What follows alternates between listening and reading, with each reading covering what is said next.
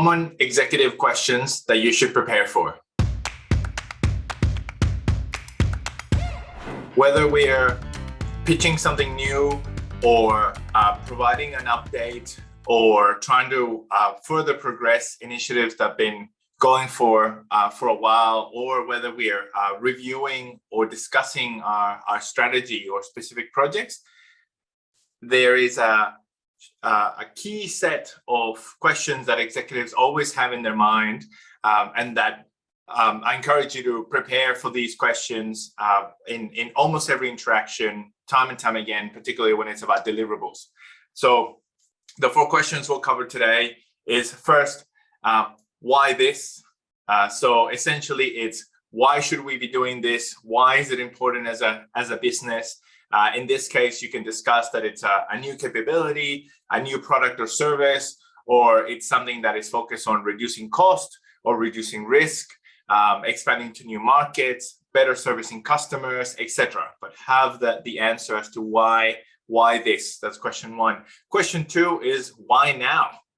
So why should we be investing our resources, our time, our efforts into this initiative now? What is the time urgency? Is it something that, obviously, if it's from a regulatory oversight, then it's much easier to justify. But then is it something that's going to keep us competitive in the market? Is it meeting customer expectations where we've fallen behind? Is it creating something above and beyond that we think can help us create market share? And right now is the key moment to be doing that? Or are we preparing ourselves for new customers that are coming in, and they're going to come in with the expectations of having the capability that we need to develop?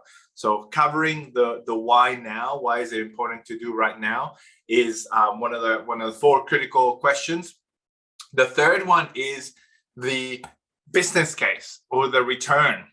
Essentially, to say a lot of data science initiatives might start, if they're going to become a product, then they start as a project and they're very high risk, and it's something that you want to be experimenting and investigating and see whether we can find something in that space.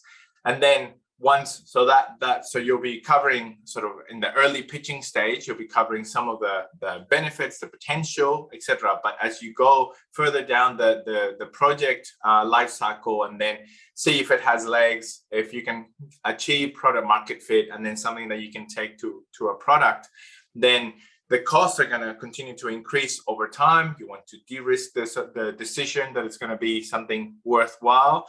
And you want to always keep in mind a sense of the financials, of the return that this product can have for the business, and what it can do, the impact that it can have from a financial perspective. So essentially, some people say, does this business case stack up? Sometimes they say, does it wash its own face?